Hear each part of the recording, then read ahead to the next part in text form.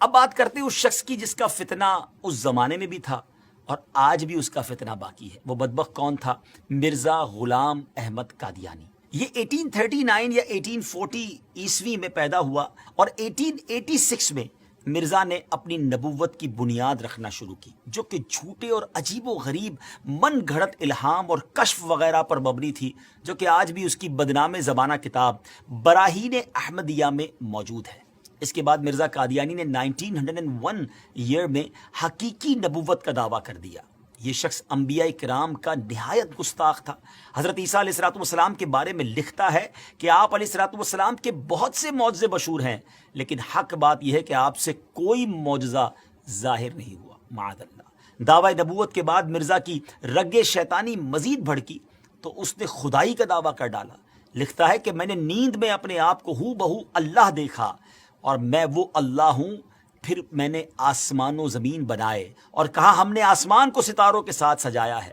استغفر اللہ، استغفر اللہ۔ دیگر جھوٹے نبوت کے دعوے داروں کی طرح مرزا غلام قادیانی نے بھی کچھ پیشن گوئیاں کی تھیں، مگر ان کا انجام مسیلمہ کذاب کی طرح ہی ہوا۔ چند باتیں بتاتا ہوں اس بارے میں کہ نمبر 1، اس نے اپنے لیے ایک لڑکے کی پیشن گوئی کی کہ کہا تھا کہ انبیاء کا چاند ہوگا اور بادشاہ اس کے کپڑوں سے برکت لیں گے، مگر اس کے ہاں لڑکی ہو گئی تو اس پر کہنے لگا کہ وہی سمجھنے میں غلطی ہو گئی ہے، اب کی بار جو بچہ پیدا ہوگا وہ لڑکا جو ہے وہ انبیاء کا چاند ہوگا۔ اس بار بیٹا تو ہوا مگر چند روز بعد ہی مر گیا۔ بادشاہ تو دور کی بات ہے، کسی محتاج نے بھی اس کے کپڑوں سے برکت نہ لی۔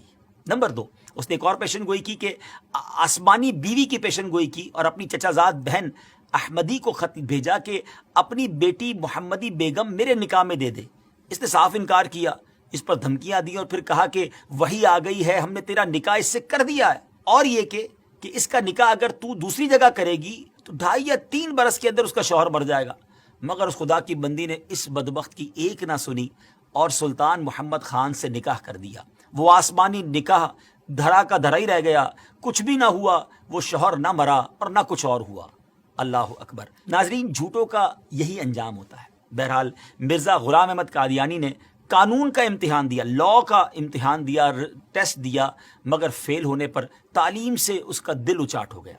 کمزوری دل و دماغ کا مرض پوری عمر رہا، کئی بیماریاں اس کی زندگی میں اس کے ساتھ تھیں۔ 26 مئی 1908 میں یہ لاہور میں اس کو ڈائریا ہوا اور گندگی کے عالم میں، جی ہاں، جب اس کا آخری وقت آیا تو وہ واش روم میں تھا، گندگی میں لت پت تھا اور لوگ اس کی لاش کو دیکھ کر یوں سمجھیے کہ عبرت کا نشان اس کی لاش بن گئی۔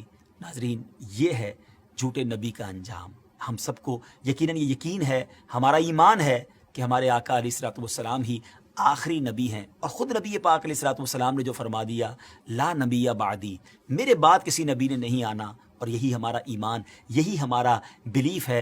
لیکن ایک بات یاد رکھنی ہے کہ اس طرح کے دعوے کرنے والے، اس طرح کی جرت کرنے والے، اس طرح کا کلیم کرنے والے لوگ اور بھی آئیں گے، کیونکہ علماء کرام نے نبی پاک علیہ الصلوۃ والسلام کی احادیث سے جو ایکسٹریکٹ کیا ہے، جو شرح بیان کی ہے، وہ یہی ہے کہ قیامت سے پہلے اور بھی نبوت کے دعوے دار آئیں گے۔ ہو سکتا ہے اس دور میں، ہو سکتا ہے کچھ دنوں کے بعد یا کچھ سالوں کے بعد، لیکن مسلمانوں کا شروع سے یہ عقیدہ رہا کہ ان جھوٹے دعوے داروں کی طرف کوئی توجہ نہیں کرنی۔ ہم سب کا عقیدہ، ہمارا بلیف اتنا مضبوط ہونا چاہیے، اور ہے الحمدللہ کہ ہمارے آقا علیہ الصلوۃ والسلام ہی آخری نبی ہیں۔ کیا خوبصورت قرآن پاک کی سورہ احزاب کی آیت نمبر 40 ہے نا، اللہ تعالیٰ قرآن مجید میں کیا ارشاد فرماتا ہے؟